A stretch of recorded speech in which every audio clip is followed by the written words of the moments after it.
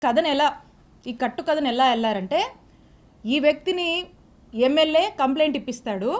ఇక్కడ పోలీసులు కంప్లైంట్ నమోదు చేస్తే అది ఎమ్మెల్యేనే చేపించాడు, ఈ పుల్లారావు గారేనని అనుకుంటారు జనం అని చెప్పి ఇక్కడ ఇప్పించి ఇక్కడ ఏమీ చేయకుండా మళ్ళా ఇదే కంప్లైంట్ని హైకోర్టులో ఇప్పిస్తారు.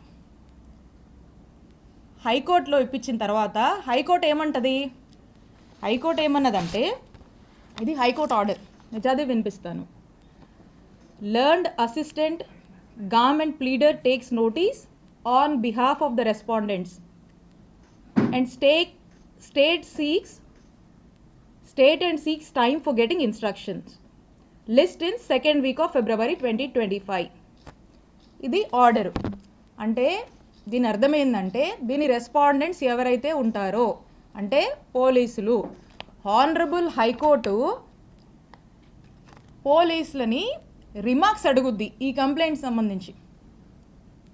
తర్వాత దీన్ని ఫిబ్రవరి 2nd వీక్కి పోస్ట్ చేస్తుంది. ఇంత ఈ ఆర్డరు. ఈ ఆర్డర్లో ఏమీ కూడా నా మీద కేసు ఫైల్ చేయమని, ఎఫ్ఐఆర్ కట్టమని ఏమీ లేదు. ఈ ఆర్డర్ ఇలా